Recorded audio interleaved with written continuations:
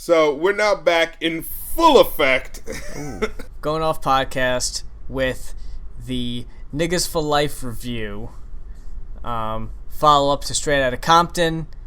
The long-awaited, sometimes referred to as Straight Outta Compton 2 because of its controversial title. I would not call them the same thing. I would not consider it a sequel in any way. No. It's more of a... actually, I would call it a sequel. You would? It's a very Hollywood sequel sort of thing. It's like, oh, you like the violence? Let's just make it violence. And remember that guy that kind of made it great in the first place? Well, he didn't like what we were doing, so we just kind of dropped him and we just... you know? Yeah. It's worth noting, for those who don't know offhand, in between the two albums is when N.W.A. lost both Ice Cube and Arabian Prince. What a damn shame. And Prince's absence is really felt on the album. But yeah, Ice Cube, no longer part of the group. We are now down to 4, down from 6. We got Yella, Ren, Eazy-E, and Dre. With Dre to leave soon after. And Dre has to pick up a lot of the slack, making up for, since Ice Cube was about half of the last album. Got a lot of Dre to look forward to. So, sorry if you thought he was one of the weaker N.W.A. members on the first album, because he's here a lot. So, where do we even start? Okay, let's just start with the prelude, which yeah. I don't know, like I don't know how it's a prelude. Does an album like this need a prelude? First of all, it's just a song. Yeah, like it's the length of a song. It's not like an intro. It's not a skit. Yeah, and I think it's only MC Ren rapping. Like, it's a weird way to start it. It's like, it doesn't feel like an intro. It doesn't feel like a real intro to the album. You know, like, Straight Outta Compton was the intro to Straight Outta Compton. Right. Like, this song isn't like an intro to what's coming from N.W.A. since there's literally only one guy on it. Yeah. I guess he's there just to say, well, I'm the only one writing this time. Yeah. Uh-huh. But, yeah, we have the prelude. It's not really much something special. Like, basically it's there to say, hey, we've got a Jamaican guy who's going to appear every now and then. Yeah. And Above the Law, we have them now. They're another rap group who are just going to be doing exactly what we're doing. Mm-hmm. Yep. Hope you like that. Hope you're used to N.W.A. because we're going to have N.W.A. 2 coming up. Yeah. Like, people really like Above the Law for some reason, but I've never thought they were that special. Like, one person was familiar. Yeah, they did that song, Now I Gotta Murder Rap. They're not really quotable. It's not the answer. No, I'm not a dancer. Oh, I'm not a... And then something... I can't remember how the fucking lyrics go. But anyway, yeah, Above the Law is on this now. And that's pretty much the whole purpose of the first song. It's not really that fantastic. It's kind of to set... It just really lets you know what you're in for. Yeah, but see, I feel like the next two songs do that anyway. Yeah. Like the first song didn't even need to exist, is what I mean. Like, yeah, no. So skipping that. Real Niggas Don't Die very well should have been the first song. Yeah, like why? What was keeping them from making this the first song? It's one of the stronger tracks. Yeah. And here, when you look at the writing credits, you're seeing the MC Ren and the DOC. So he kind of becomes an unofficial stand-in for Ice Cube, even though he doesn't really rap on the album. He's the unofficial fill-in for Arabian Prince. The gap was too obvious, and it needed to be replaced, so bring in the DOC. The relief pitcher, DOC. And so you have Real Niggas Don't Die. Okay, now I will say, this song has a bit of atmosphere to it. Like, it really... I really am surprised this wasn't like the album opener, because it is fucking terrifying and creepy. Yeah. Like, it just starts off with, niggas die every day. It's like, whoa, okay. You've been dying for 400 years. Although, I think that's what am I saying? I think that's putting it lightly. Yeah. 400 years, that's it? Yeah, black people just recently started dying. Yeah. Mm-hmm. Yeah, and I kind of like how it has the, I just want to celebrate.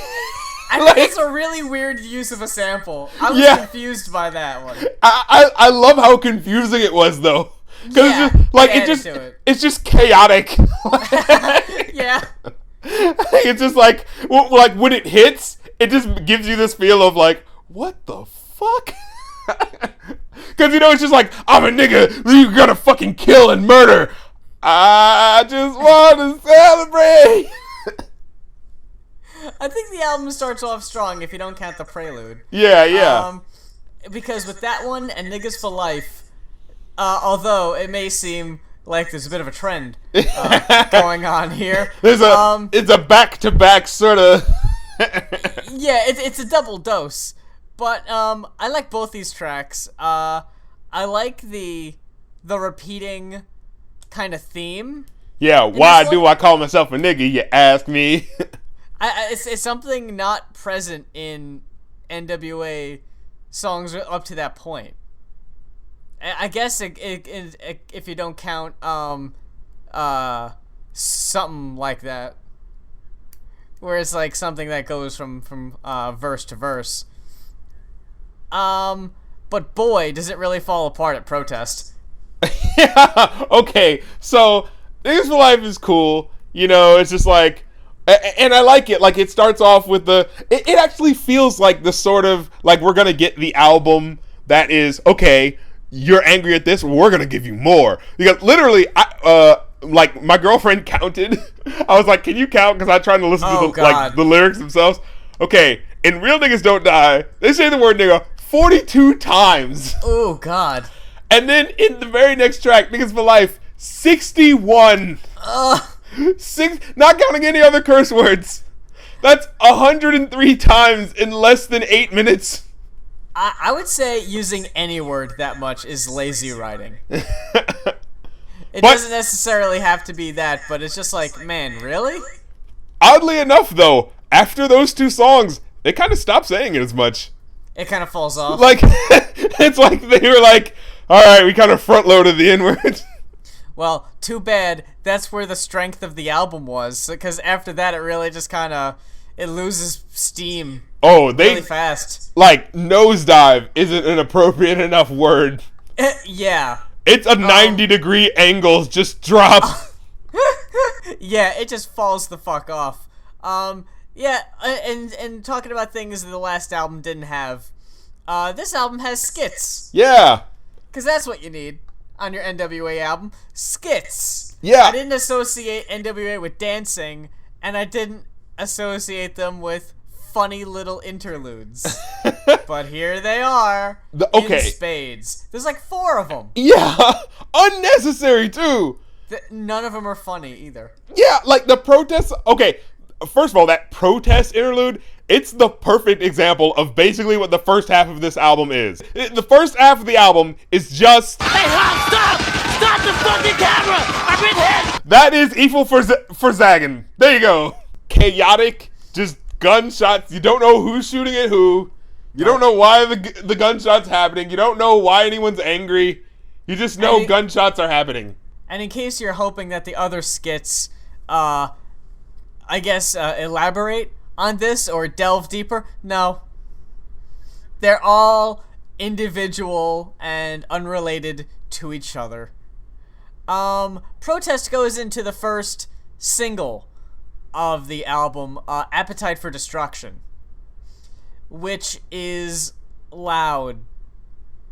It's just loud. Honestly, to me, it's completely interchangeable with Always Into Something. It really is. It really is. Which also happens to be another one of the singles. So if you were keeping track, which really, Approach to Danger is kind of like that one too. But at least it has like an atmosphere to it. Okay, sure. But okay, so There you are have 3 of the more uninteresting songs on the album. yeah. So there's Appetite for Destruction and Always Into Something. They basically serve as here are the really gangster songs. We're just gonna talk about being gangsters and shooting people. There's no point to it. There's no real message. It's just kind of happening. But in between those 2 songs, we have a skit called "Don't Drink That Wine." Now, in case you were thinking, well, it's 2 lead singles, and then there's a skit in between. Does it tie it together? Like, what? No, it doesn't. It has nothing to do with any of the fucking... It doesn't even relate to, like, the theme of the album. It's just like, hey, here's a commercial, I guess. And then... and then it just goes... It goes into a fucking doo-wop group? Like, a makeshift doo-wop group which sounded like it was like a homeless man. Yeah. And 2 women just randomly start singing, "Don't drink that wine." It's like, if you want to, smoke some weed, but don't drink wine. And then it just ends with, "This is brought to you by MAD, motherfuckers against drunk driving." And you get that... I don't know if that's supposed to be funny. Yeah. Like am I supposed to laugh at that? Yeah, you get the feeling that, like, there is mothers against drunk driving. Sure. And someone said, "Hey, motherfuckers against drunk driving." Like, and that was all, like, that's all they needed and they just fucking fell apart. They were laughing their asses off. To waste a fucking minute of our time. That's like, all they needed to just inspire the skit to just be like, get it? We're gonna have a doo-wop group, and a guy comes in, he interrupts the album just because motherfuckers against drunk driving. We're fucking hilarious. And I can't tell if they're being serious or not. Like, is it really a PSA? Or are they just fucking around? Yeah, I don't know. and it introduces, like, this sort of weird, like, what the fuck are they doing? It felt like it belonged on a De La Soul album. It felt like it belonged on a Digital Underground album. That's what I felt. Okay. Yeah, like, I felt like... Because, alright, I want to say this. The production on here is fucking stellar. It took a noticeable step up from the last album, which, as you said, felt like it was lost in the 80s, and they really weren't sure as to what direction they were going. It's very crisp, it's very clean. The production is probably the only point I would give to this album. It's, like, for its time, it's like, it doesn't even sound, like, really that dated. Like, it sounds pretty good. Yeah. Except on a couple of songs we'll get to, but, yeah. Too bad the album sounds almost like an ICP album at most points. Oh my god. It really does. Like ICP has a precedent. I didn't think. If someone were to just read you the lyrics to some of the songs on the CD, you wouldn't be able to tell if it was N.W.A. on Niggaz for Life or one of the early Joker's cards. Straight the fuck up. Okay. And with the skits too. Like, they're so fucking... Yeah! Like, and now here's the thing. Like, I thought N.W.A. was like this big group. Like, you'd think they'd be considered really important. Like, I understand you can have funny moments because, Straight Outta Compton had its funny moments too, but for the most part, these are rappers giving you fucking song. You know what I mean? So, like, when I heard all these skits and shit, I was thinking, like, this sounds like it should be on a Digital Underground album. Like, those guys were at least open about the fact that they were joking and corny. You know what I mean? But even then, like, they were at least trying to be funny. Like, this shit it's funny in the sense that you're left going, what the fuck? What were they trying to do? Like, with the last album, the songs were too long. And there were 13 tracks total. On this album, the songs are considerably shorter, which I also think is a good move. But with the addition of the skits, it comes out to 18 tracks, which is just too much. Now, okay, so we're after the Tuesday. Then we get to Message to B.A., which is, of course, the diss track to Arabian Prince. Yeah. For leaving the Benedict group. Arnold who left the group. Leaving him cold. What are we gonna do without you, Arabian Prince, you thoughtless son of a bitch? Here's what they think about you. So they did there's an interlude, and it's just like, hey, here's the thing about it. You're a bitch. Some of the shit was a little funny. It was a little funny, which again kind of confused the message a little bit. I don't know where they got the clips. Pussy! But Message to B.A. also sets a precedent of being the first track of surprisingly more than one that references raping someone with a broom. You wouldn't think it would come back up. Oh, but it does. It really comes full circle. So we get Real Niggaz, which it's just a diss to Ice Cube, and it's weak as fuck. It's just a bunch of gay jokes, honestly. Which, like you said, No Vaseline basically also was. But at least there was like one or two points where he's like, but hey, you know that Jerry Heller and Eazy-E are like fucking you guys over, right?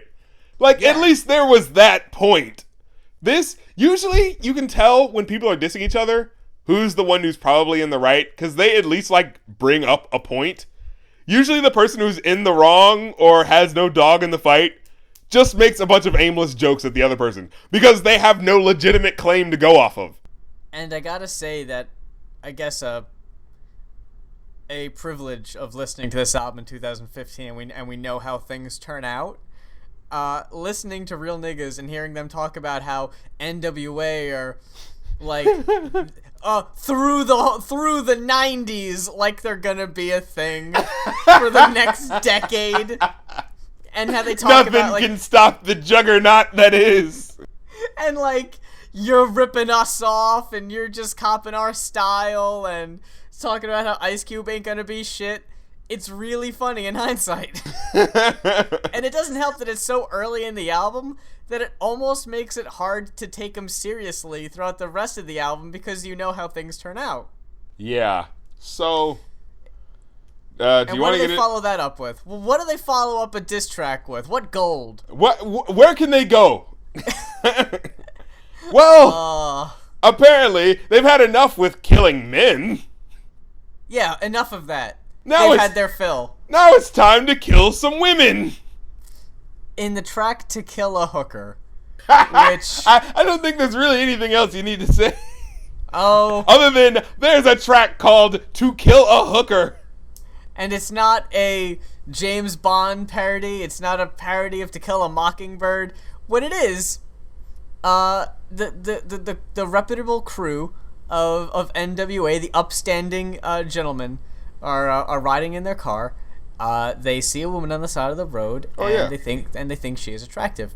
So they decide to holler at her out the window. She walks up and asks how much money they have, because she is in fact a prostitute, and these men don't take kindly to that. So doing the only thing a reasonable, understanding man would do in 91. They open the door, grab her, and abduct her, and gang rape her. And then kill her. And then dump her body. Yes. Which leads into One Less Bitch. Less bitch. One track ain't enough. We need two. Yeah, in case you didn't get what we were trying to say. If that wasn't enough, you need One Less Bitch, which, for almost 5 minutes, reiterates the fact. Dude, okay, let's just say, the second half of this fucking album, minus the last 2 tracks, are all, like, sex and rape songs. It gets really uncomfortable. Like, it would be fine if it was like, okay, you got this one song where this happens, but then it keeps going. I don't remember anything about Find 'em, Fuck 'em, and Flee, although the title does, it kind of spells it out. Yeah, I don't even remember how the fuck that song goes. I don't. I do, however, unfortunately, remember how Automobile goes. Talk about a questionable decision on your gangster rap album of the world's most dangerous group. The world's most dangerous group! You motherfuckers have to hear this shit. What kind of genre is this? Like turn of the century?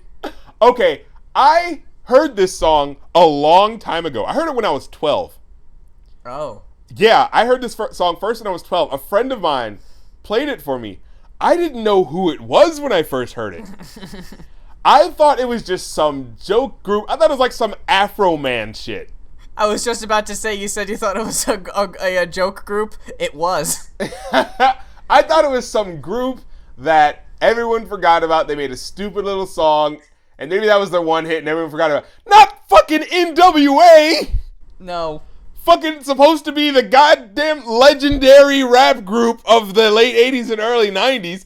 Jesus Christ. You guys need to listen to this shit. Honestly. Just to hear how bad this album gets. It's just 4 minutes of just... It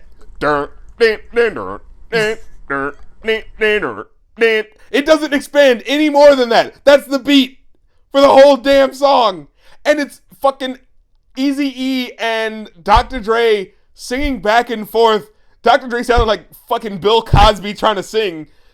Talking about how, girl, you need to have sex with me. And they're just laughing their asses off because they think this shit is hilarious. Y'all don't have to front on me, bitch. Don't be afraid, it's only a dick. Give up the pussy soon.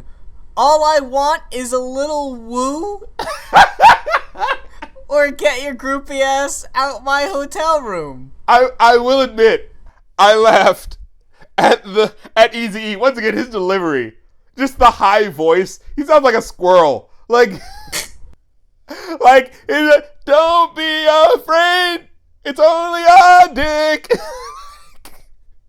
So yeah, Automobile is absolute dog shit. It's fucking awful. But dog shit. It's dog shit. But the track that follows, oh man. Oh man, oh man. Oh man, oh man, oh man. She swallowed it. This Holy song. Fuck. When I heard this song. Okay, here's a question. When you were listening to this song, did at any point the hand not leave your gaped open mouth?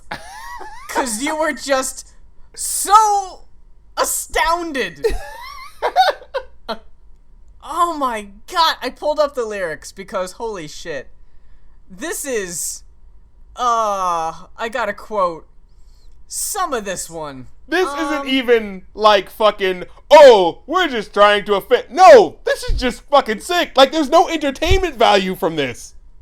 Okay, this is the shit. When I heard this song, this is the shit that made me think about that article again and go, you know what?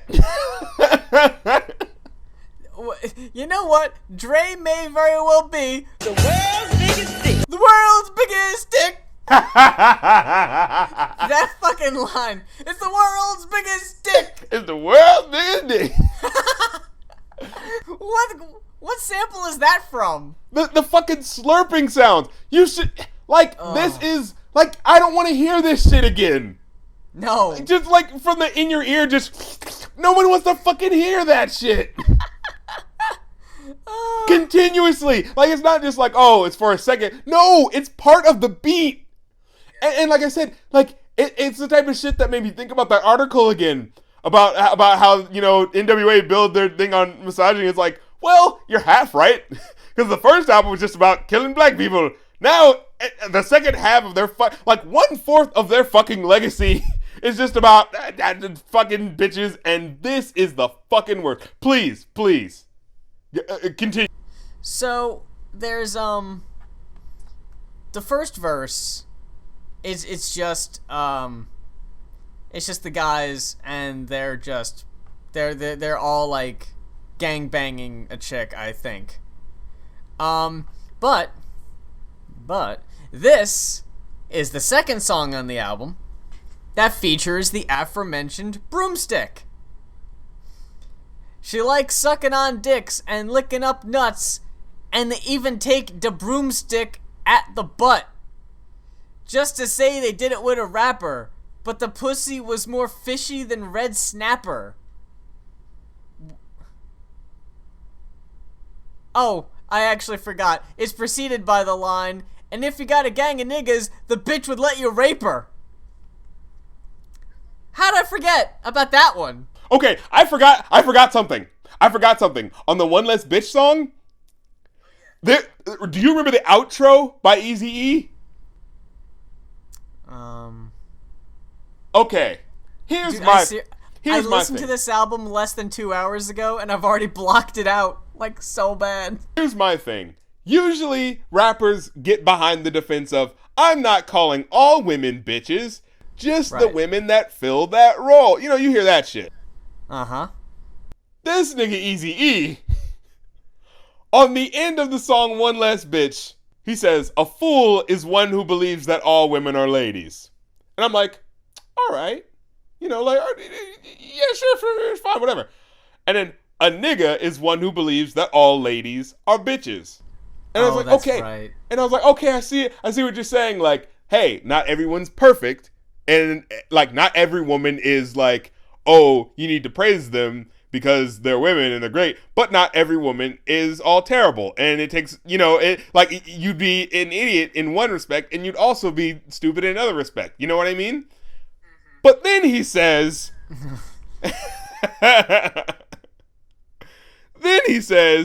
to me, all bitches are the same. Money-hungry, scandalous groupie hoes that's all riding a nigga's dick, always in a nigga's pockets. And when a nigga run out of money, the bitch is gone in the wind. To me, all bitches ain't shit. You ever wonder what it's like to have been a woman at an N.W.A. show? There couldn't have been any. It would be the biggest fucking mistake to go to an N.W.A. show as a female. You just gotta sit that one out. When I heard this album, I've never thought about this before. What it is to be a woman listening, like, how can you be a woman and like still love hip hop?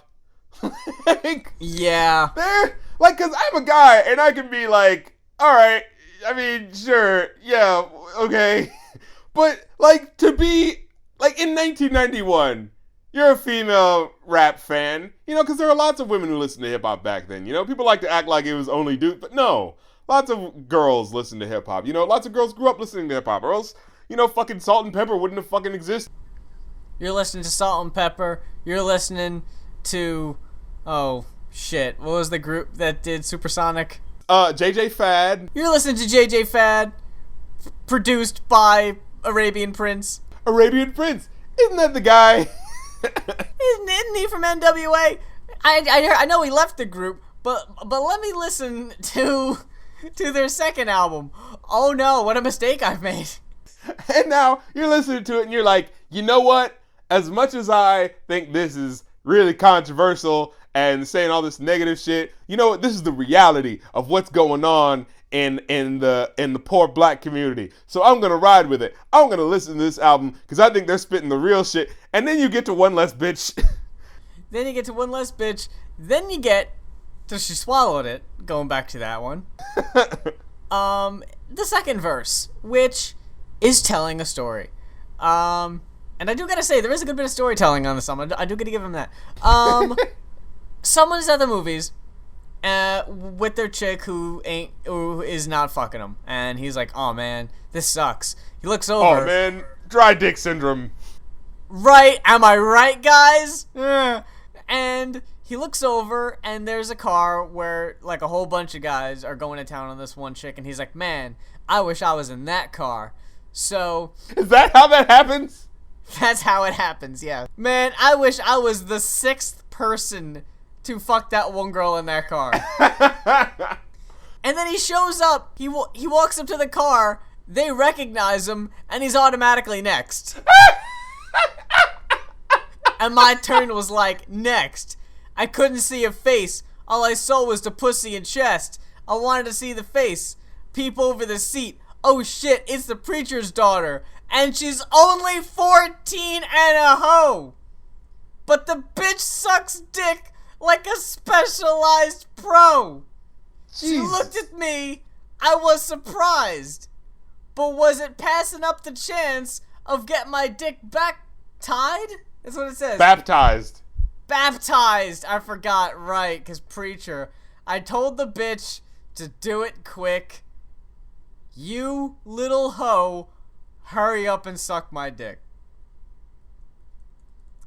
This isn't a period piece. This isn't 14-year-old N.W.A. Yeah, no. At the movies. No, this is in their mid-20s. And This is where it started sounding more and more like an ICP album. yeah, I never thought N.W.A. would be rapping about pedophilia. Oh, I forgot the next verse. Allow me to recite. I forgot this only gets worse. So fellas, next time they try to tell a lie that they never suck a dick, punch a bitch in the eye. And then the hoe will fall to the ground. Then you'll open her mouth, put your dick in, and move the shit around. And she'll catch on and start doing it on her own. What the fuck was that? What in the shit was that? Punch Because a she's addicted. She's addicted. She's addicted to suck a good dick. The world's biggest dick! She swallowed it. What the fuck was that? Punch the bitch in the eye?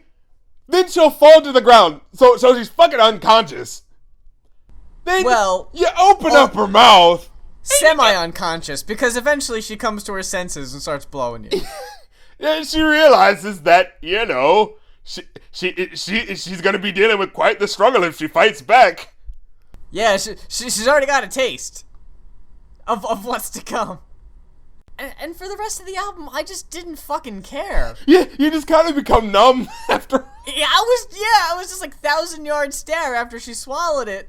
And like, I don't recollect anything of I'd rather fuck you, Approach to Danger, the weird skit 1902 Compton, or the final track, The Days of Way Back, which, again, was probably one of the better songs on the album, but by that point, you've just checked out. Put that shit earlier. Like, you know, I'm trying to think of a movie where, like, something happens that's just so catastrophic, and then, like, it just cuts to the actor just looking straight ahead as, like, they're just moving forward. Like, it doesn't look like they're walking. It just looks like they're floating forward. You know, like, they're just trying to figure out what the fuck is going on. It was almost like, in the movie, Full Metal Jacket. Huh? When spoilers to a quite old movie. Halfway through, when Private Pyle kills himself, after that you're just like, oh my god, and the movie just keeps going. Yeah. You're like, I still can't get over that last thing. I got how much left? A whole half a movie. Jesus. So yeah, so the album decides to continue without. It should have just been like, it should have just cut off the production and been like, we would like to apologize for what you've just listened to. They're just like, hold on, what the fuck was that? Yeah, MC Ren, what the fuck did you just say? What did you say? Can we address that? What fucking issues are you dealing with? Like Dr. Dre just goes like, I just want to say, I don't personally endorse what the fuck he just said. It's, yeah, you hear him in the background, like, whoa, he didn't run that by me. They cut the track off because, you know, he's the one mixing it. He cuts it off. Yeah. MC Ren's like, what did I say? Yeah, like, it records Dre in the booth. Whoa, what the fuck is that? What? We can't use that. No, fuck that. Get out of here. Matter of fact, you next out of the group, goddammit. Just dwindling down by the song. That was probably the only reason they didn't, like, cut him out immediately. It's just like, we already lost the only other writer. The album would have been like the series Survivor. Like, who's gonna be the last member by the end of the album? Who's gonna stick it out? Cause, geez, that was, and so that shit happens, and then we get the only other song with an Eazy-E writing credit. Oh yeah. Cause you can tell he probably like improv this shit. He's already phoning it in. He's already planning his solo career. Called I'd Rather Fuck You. Which, again, is like, it's in the same vein as Automobile. It doesn't feel like it belongs. Yeah, it's just, what it would feel at home on a Digital Underground album. Once again, like someone who's like, hey, we're just joking around and we're having fun. Sure, we're gonna sing. Not fucking niggas with attitude. Real niggas don't die. We'll be niggas for life. This is a hardcore shit. Straight Outta Compton. Fuck you and the police. They don't even like talk about the police after like track 4. Yeah, they've moved on to bigger and better things like rape. You can tell this is the point they were just drowning in pussy. And oh yeah, that's all they could fucking think about. They were just on tour with groupies. They literally weren't thinking of anything else, and they were just like, hey, let's just write about all the girls we're having sex with. Which kind of just, usually when you think about like, hey, in the 90s they were having lots of sex, one just assumes that it was consensual. And the violence on the album towards women gets more intense because Dre is being physically abusive to his girlfriend at this time. Yeah, the bleeding over of the art into reality makes it even more like, I don't want to listen to this shit. You know what I mean? It feels too real after hearing, and it's a bit distracting. And so when you get this song that's like this like chill sort of like G-Funk exclusive track with Eazy-E singing, it's like, what the fuck? I mean, I thought it was a little funny just hearing Eazy-E trying to sing. Yeah, if it didn't fucking follow, she swallowed it. Like, if it was earlier in the album, maybe? Okay. But by this point, it was a little funny, though, when he was like, I know you like this dick. It sounds like he ran out of breath. Probably did. But, yeah, everything else, and then, and even then you can't really enjoy the song, because, like, you just want to be like, okay, it's a sex song, but then every now and then he's just like, I'm not going to stop, bitch. He's like, shut the fuck up and sing this shit. It's just like, okay, you're kind of reminding me of the... I'm trying to move on from that last one, but you're not making it any easier. And then it's just like, alright, never mind that shit. Let's get back to killing people. Yeah. And we get to Approach to Danger, which I actually... I thought it was interesting atmospherically. Because, like, their verses are kind of like lower, so you have to kind of like listen closer to hear them, and you're hearing like ding, ding, like really like evil sounding shit, and you're Eazy-E just talking about like what you want is an unexpected approach that may delay. You're like they're talking about some evil shit, and you're like, okay, like, you know what I mean? Like, it at least sounds like kind of cool. But then when Eazy-E actually like starts rapping, like, it doesn't sound like him talking sounds dangerous. Him rapping, no, it's not as, it's like, final approach to danger, death, destruction around every corner. It's like, I'm sorry, that's just not as scary. So then you have the 1-900 to Compton, and which is just a scream. It's hilarious. Oh yeah, it's just like, I'm in jail and someone's gonna bail me out. Why the fuck is this happening?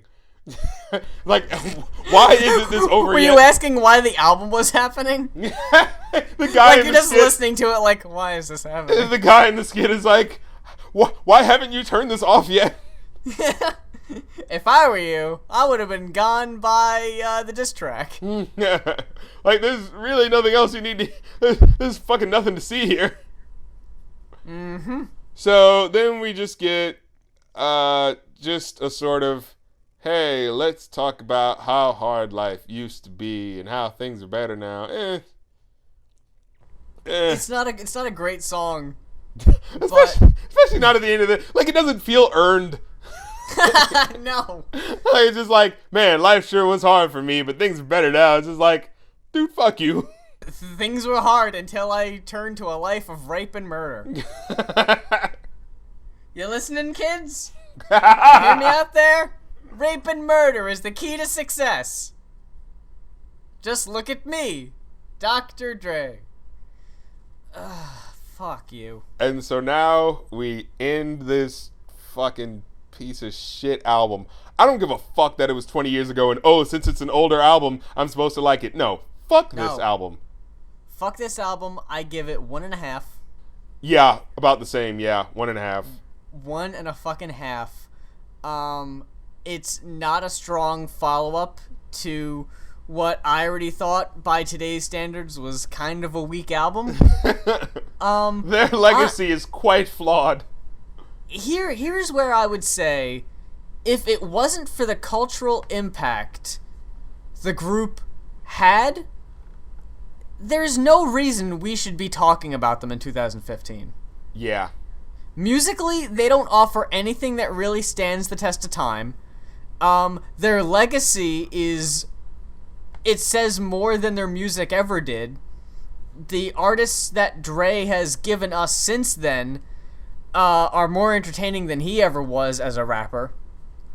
As Cube once said, he should have stick to producing.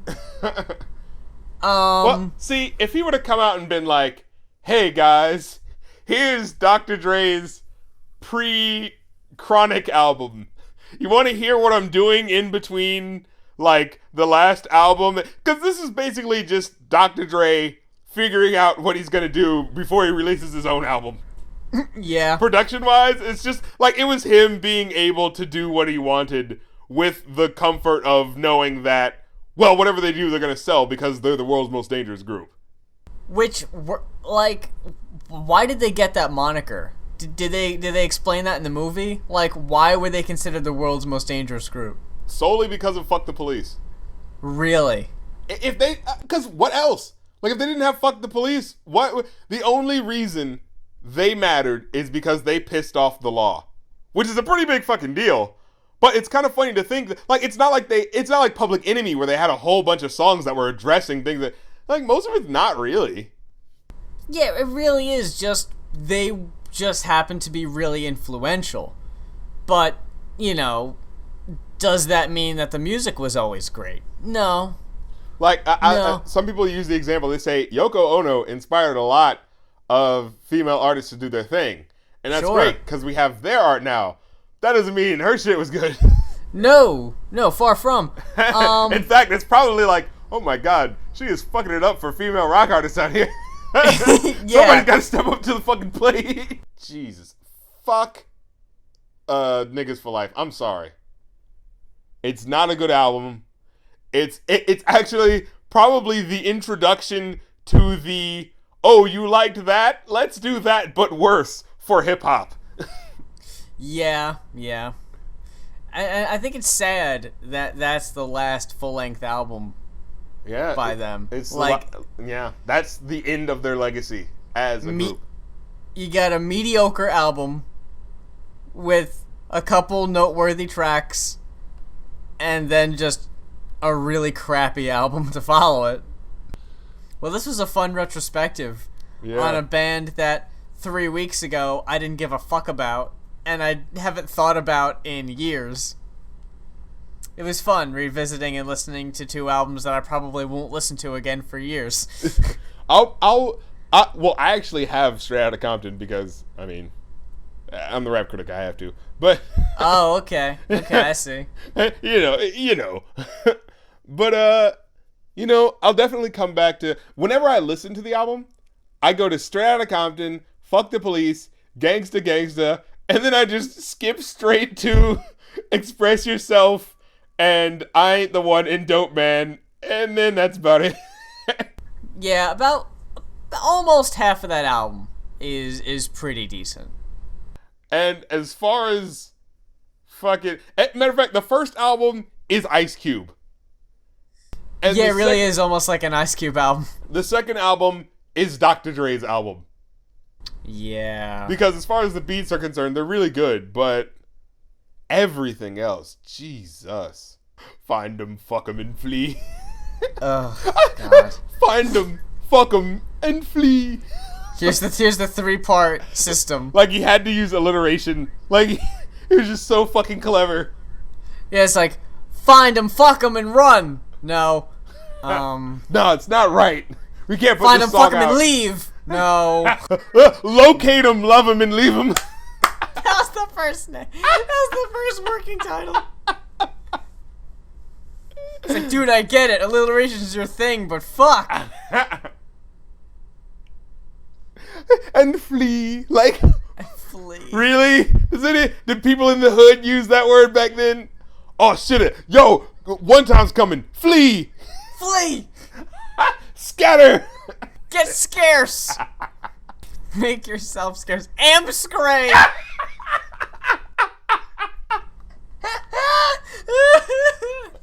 Oh god, that song sucks. Oh fuck. Well, thank you so much for joining us for 2 consecutive episodes of the Going Off podcast. It was quite a pleasure. Thank you for sticking with us and liking and subscribing to our pages, youtube.com/museproductions and youtube.com/rapcritic. We certainly appreciate it. If you want to help us out further, you can always help us out on our Patreons, patreon.com/muse and patreon.com/rapcritic. You can find a whole bunch of pledge levels, which can earn you fun little rewards, including requesting an album for us to review on this very podcast. Yeah. So and I'm posting up like little older reviews that no one's ever really seen before because it was on a site that probably doesn't even fucking exist anymore. yeah, you got that fucking lost treasure. Yeah. It's my N.W.A. and the posse. Just hear how terrible I was at analyzing songs back in the day. I actually have something similar because I did a radio show in high school and I have all the episodes still. Oh, are you putting them up for fans? I'm thinking about it, yeah. Oh, dude, you need to do that. They're gonna be fucking embarrassing. For the Patreons, man. For the patrons. For the fucking patrons, they get to hear me as a sophomore in high school. Because I was so insightful and smart. Oh, God. So, yeah. You got that to look forward to. Both of us are offering early access. So, yeah. So, for the Going Off podcast, I'm Rap Critic. And I'm Muse. Arrivederci. You didn't think I could do it again, did you? Another album. The joke's on you, Jack. Yeah. Are you really proud of that? Did you do it again? Yeah, we're making millions off of making songs about raping unconscious women. Yeah!